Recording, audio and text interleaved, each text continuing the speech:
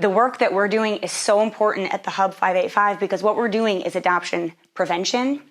We're resourcing vulnerable women and preventing the family structure from breaking down.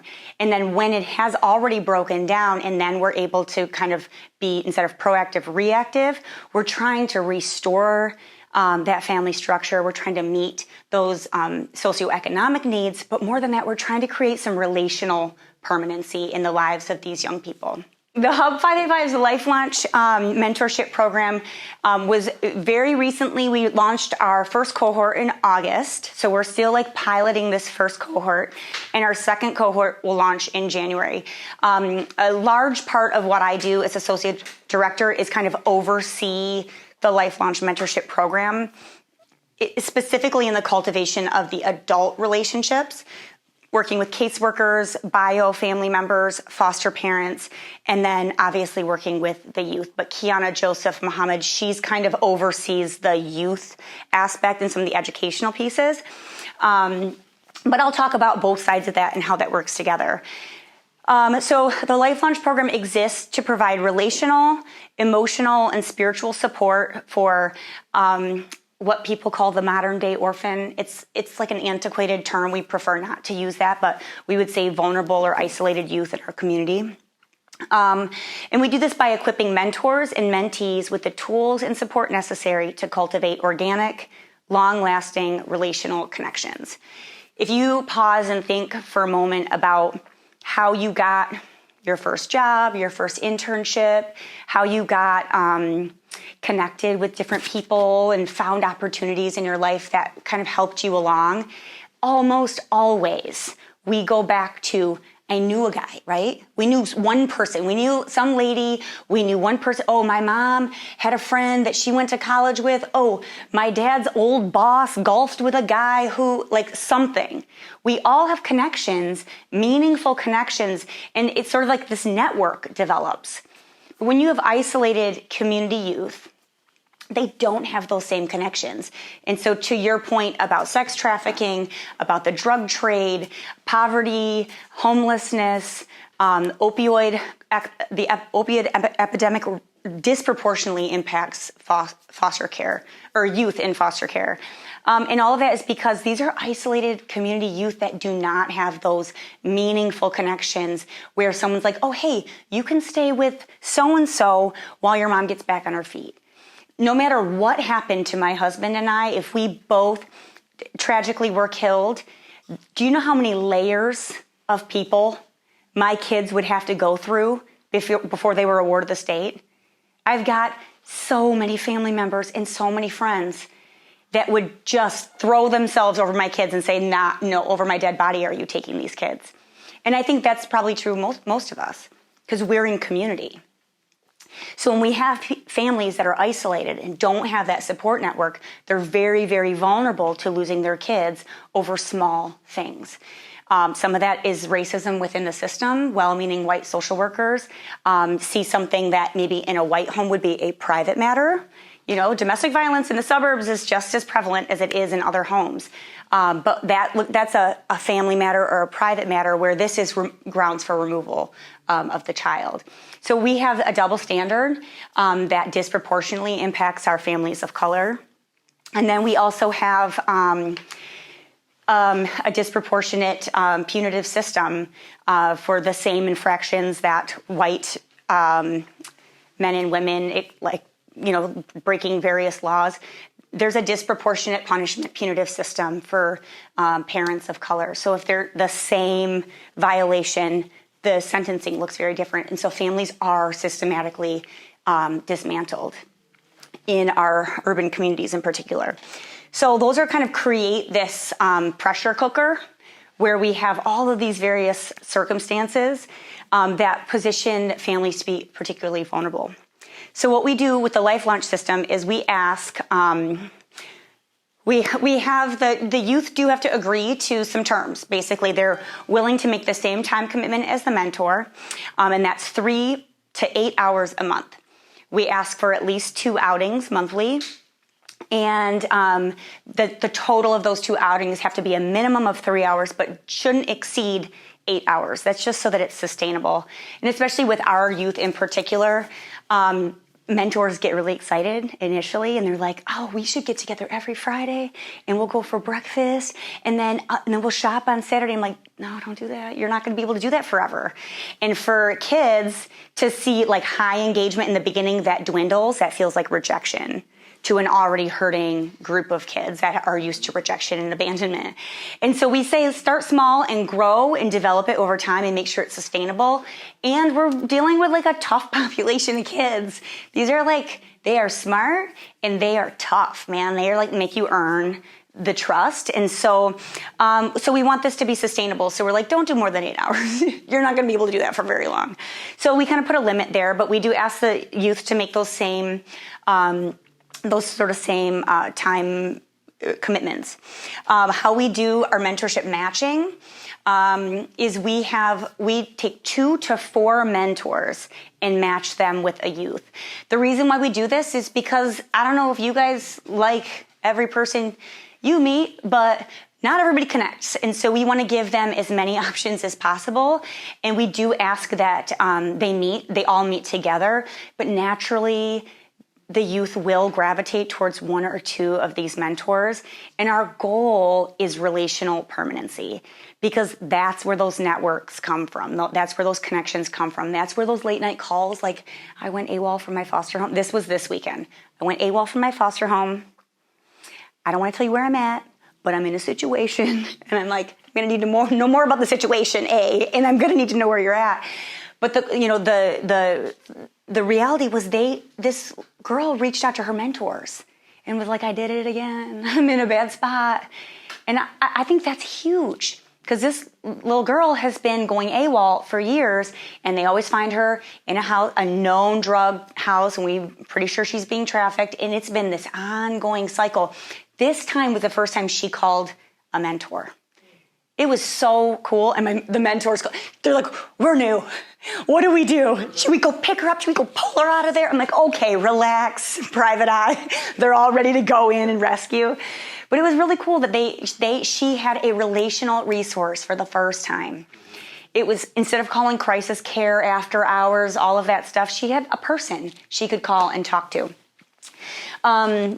So that 2 to 4 volunteers allows them to get to know more people. And also, if you ask our young people, what do you want to be when they grow up? They will say a police officer, a social worker, or a teacher, because those are the 3 professionals that they come into contact with. And so if nothing else, having 4 other professions that they're exposed to, they're like, oh, what do you mean you're an accountant? What do you do? What does that mean? Oh, that's a thing you can be? It just broadens their worldview. It gives them this kind of a broader perspective on what their future could be like. And a lot of our kiddos experience a lot of trauma and are in survival mode. And when you're worried about the next meal or the next placement that you're going to be in, you're not always, you don't have space to dream. So being with these people that are consistent and safe and have a little bit more diversity of background and professionalism and kind of just life history and worldview, it allows them to dream a little bit. So how we do this is the 2 to 4 volunteers kind of wrap around our mentor. We ask for weekly contact in a group message. We really discourage any one-on-one communication. And one-on-one time spent together is really should be very rare. We ask for a 1-year commitment, and we believe that these things all together do change lives. Are there any questions so far? Kind of talking fast and covering a lot. Did you speak to the age of the mentees? Great question. So all of our mentees in our program are between the ages of 13 and 17, and they're all currently in a foster home, a group home through the foster system, or have been very newly reunified with their birth parent or with a kinship placement. And the reason why we still keep those kiddos eligible in our program is because they need a ton of support, because their home now okay, all that hurt is surfacing, or they're fighting because everyone's adjusting to living back together. They need support, and the parents need support. And so it's really helpful to be like, how are things going? Okay, things are escalating at home. Why don't we take Xavier for a basketball game and let him talk about how he's feeling? Mom, you go get a cup of coffee, relax, chill. Like, let's create a little space. It's a way to support her as much as it is to support Xavier. But that's a great question, and I should have mentioned that. So we serve teens in foster care. They experience a lot of institutionalized, abuse that is part of the just being institutionalized. They're either in foster or adoptive homes. None of our kids currently are actually in adoptive homes, but there's a lot of system-induced trauma that they experience. And the thing that I always share with my mentors that are interested in becoming mentors, and I think this is the most pivotal thing that gets our mentors excited about being there, is most of these kids have very few, I'm so sorry, they have very few, if any, unpaid adult relationships in their life. So think there's, to have a safe, trusted, consistent adult in your life that isn't paid to be in your life, that just shows up because they love you and they care about you and they know you. I mean, we're all in ministry. We know with youth, they need about 12 consistent, loving, engaged adults in their life. I think that's the right number. It's something between like 9 and 12. And we've highly supported kids in my family. Like, we've got lots of love. But I'm thinking, 12, does each of my kids have 12 engaged adults consistently, regularly? Like, okay, coaches, teachers are like there, but are they really, those are paid relationships. So it's like, even in a really like loving home that's stable and consistent, it is hard to find 12 engaged adults. So these kids have very few, if any, unpaid relationships. And just that thought to me is like mind-blowing, to tell these mentors, you might be the first unpaid relationship in that child's life that's consistent. Oh, I mean, that's so motivating to get involved. We do a lot of training for our mentors to understand like the health, behavioral, and emotional issues that are a result of trauma. We go through a very specific training where we talk about each part of the brain and how trauma impacts each part of the brain and what behaviors you can expect to see. We call ourselves the Hope Center because everything we do is founded in the science of hope. Ashley, this is like Dr. Ashley Cross's like baby, the hope theory. But what I'll tell you is the science of hope is kind of unbelievable. And it's, we all kind of know that hopelessness is the biggest predictor of suicidal ideations. We know that we have found that hope is the biggest predictor of success for our young people. So everything we do is based in the research and the science of hope. And so we actually, as our mentees first come in, we have them fill out their hope scale. Where are you at on the scale of hopefulness? Hope is not a belief. It's not, it's not a feeling. It's a cognition. How we define hope is that you have the ability to make tomorrow better than today. Basically, that you have the belief that your future can be better than your past and that you have some power and agency over making that happen. Kids who do not believe they have hope or they do not have power to affect change in their future are hopeless. And actually, we have found we've had the lowest success rate with young girls who are being sex trafficked because it is a very hopeless scenario and very lucrative. And it's really hard to be like, we got you a job at Burger King. Like, I'm not working at no Burger King. I'm making good money. Yeah, it's awful, but also I'm doing it with these people and I've got other girls in community with me and there's like a little thing there. And it's the permanency of relationships that is powerful. And then obviously being able to make ends meet. There's a goal These kids all have goals. Some of it is to survive. Some of it is to, make it big, whatever it is. They all have goals. And our job is to help them create pathways to those goals that are appropriate pathways. So if they're lured into trafficking because they can provide for themselves and they've got community, okay, what are some appropriate pathways where you can provide for yourself? But it's always longer. And trafficking so fast. So that's where we have we're definitely, so I would love to hear from you later, but, so that's kind of the gist of what we do and how we do it and why we do it. But we do base it all in hopefulness. And so we do have the mentors touching base with our mentees to gauge, are you growing in hopefulness?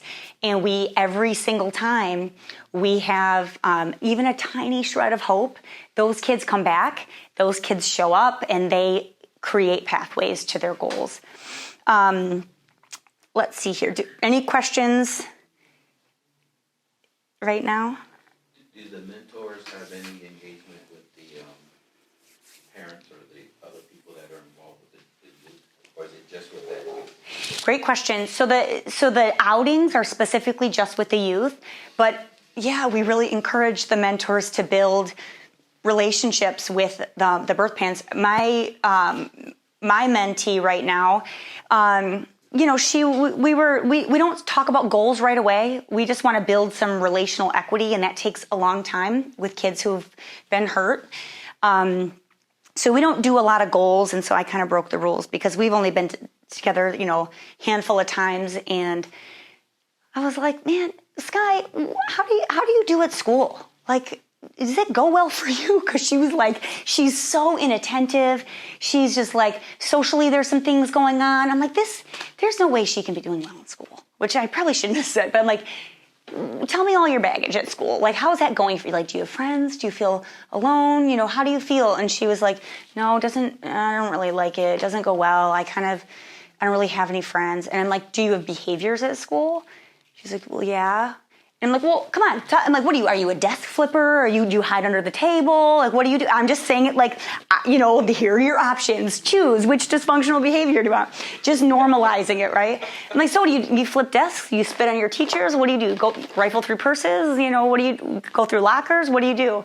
She's like, I hide under the table. I'm like, you hide under the table. Okay. What makes you hide under the table? She talked about getting overwhelmed. I'm like, okay, low sensory threshold. Got it. What else? Well, I get triggered by these things. I'm like, okay, you shouldn't be going to Franklin. She's going to Franklin High School.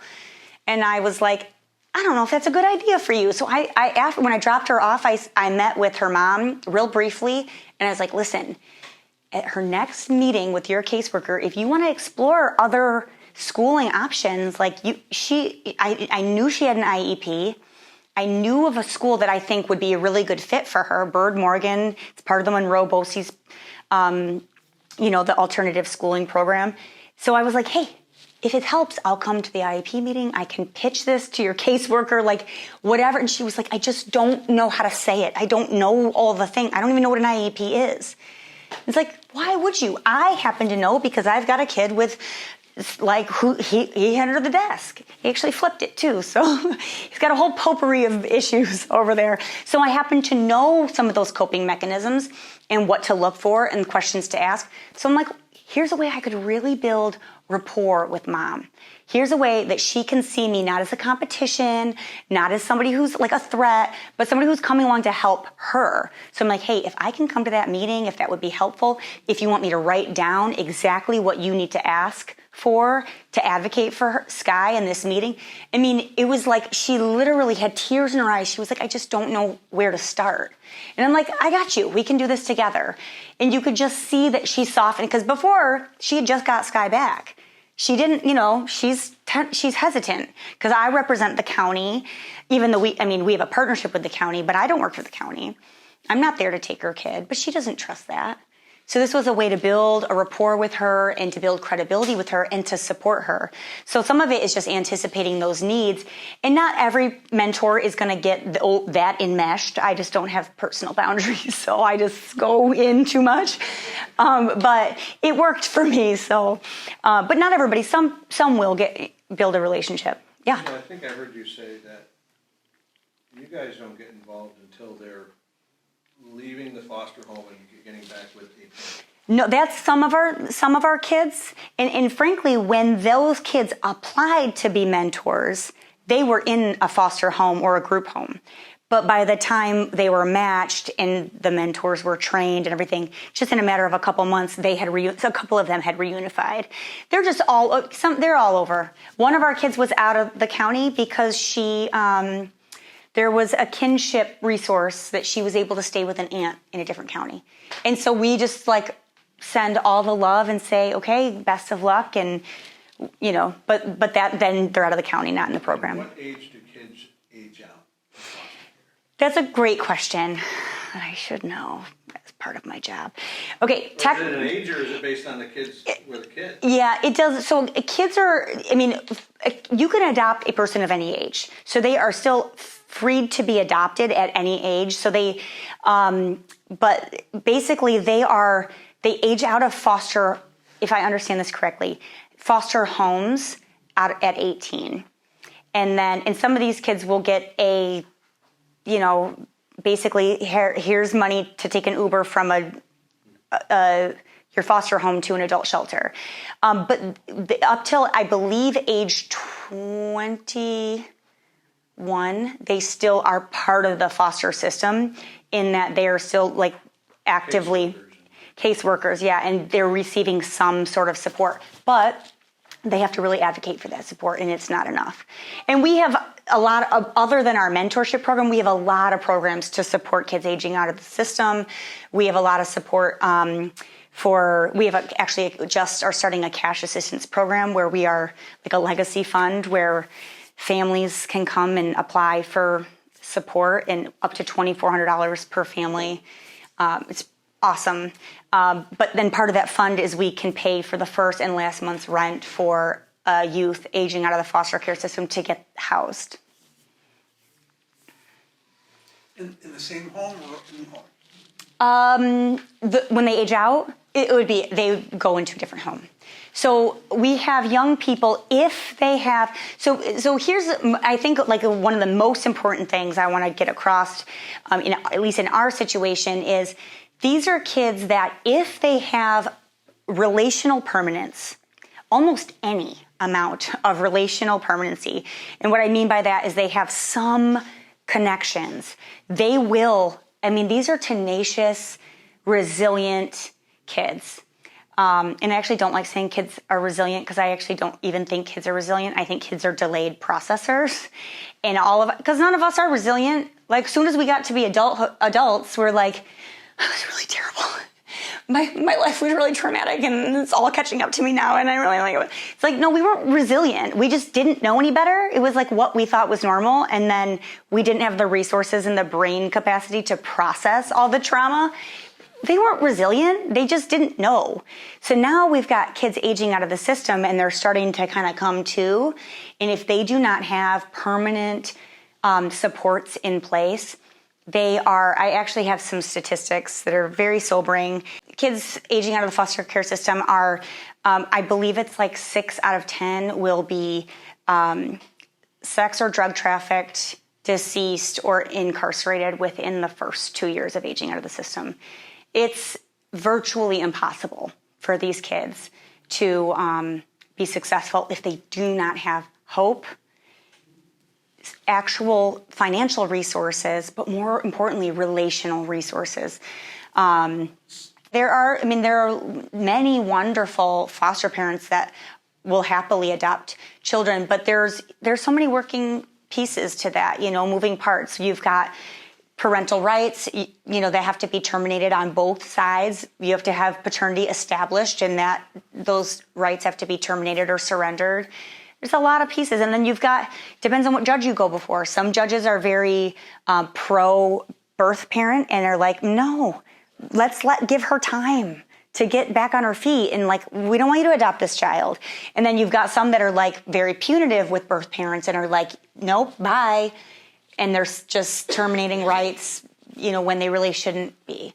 So it's a million different pieces in the county and with our system and with each parent. Some parents are aren't giving up, to their credit, but also sometimes to the child's detriment at times too. So here's an example. The YWCA called Dr. Cross. We have an 8-month-old baby. Mom is going to jail for 4 months. Now, if that baby goes into the foster care system, mom gets out of jail in 4 months and then spends the next year at minimum proving she's a good mother. She's already a good mother. She's a great mom. She had a prior before she had a kid, and then she had all these unpaid tickets. Couldn't afford to pay the tickets, fine, and then she had a prior, so she jailed for 4 months. Now, if this child goes into the system, that baby is going to suffer the trauma of separation, of very likely attachment disorder, which happens at that age if you remove a child from her home permanently. There is so much psychological, emotional, spiritual damage that baby suffers that could be reduced to 4 months, but will be, depending on the circumstances. If mom's discouraged and she's feeling hopeless, is she going to make the best choices and get the baby back faster? Probably not. Because when we're desperate and we're angry and we feel betrayed by the system and we feel like we don't have any support, we make bad decisions. So we found a mom who mom signed over her rights temporarily to not a foster parent, because we're trying to keep this out of the county. And so baby's with like a loving temporary bonus mama for 4 months, and then day one, as soon as that woman walks out of jail, she has her baby back. And that is how you like strengthen families. You keep them together whenever possible. We're going to purchase a home, and the idea is to kind of professionalize foster care, where the county gives a small stipend for each child, but it's not enough to deal with the trauma that you're dealing with when you're talking about teenagers. So we'll actually bring foster parents on staff and pay them a salary and pay for the home and the renovations, and then kind of do like a fireman schedule where the primary foster parents will have like 4 days on, 3 days off, and then we'll have professional respite providers also on staff cycling them out, and they'll stay right on site at an apartment so they can have a break but not have to necessarily go anywhere. So My last question. Sure. How do you inject faith into all this with your kids? That's a great question. So everything we do is, our whole mentorship model is just basically like a Christ-centered model. We talk about humility, service, leaving your position of power and privilege and going toward the mess, and meeting a child where they're at. I would say the vast majority, nearly all of our mentors are Christians. No non-Christian mentor is with a kid without other Christian mentors. So there's at least 2 to 3 Christian mentors in each group. And everything we do is faith-based, but we do have to approach it very differently because we have a partnership with the county.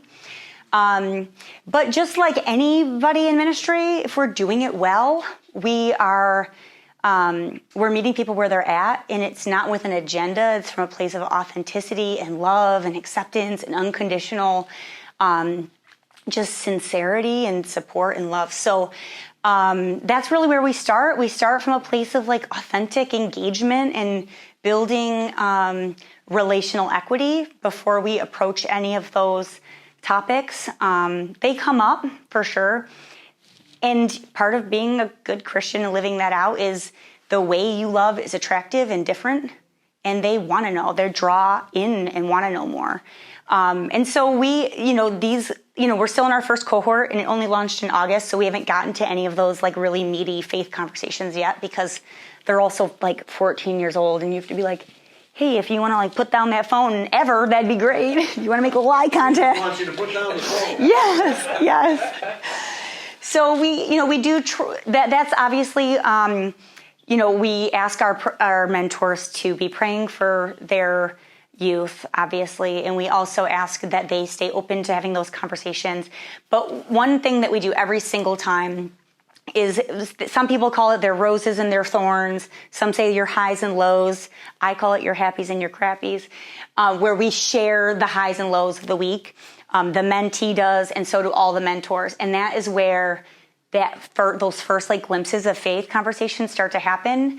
And it's also where you model like healthy, normative kind of patterns and behavior. So I'll say something like, man, my crappy this week was that I was impatient with my kids, and I don't like when I get impatient, and I was just a little snippy, and I know that's wrong. And so what I did was I apologized to them. I sat down, I asked, what can I do to make you feel better? So I'm modeling, first of all, parents are imperfect. I'm imperfect, just like you're imperfect, just like your parent is imperfect.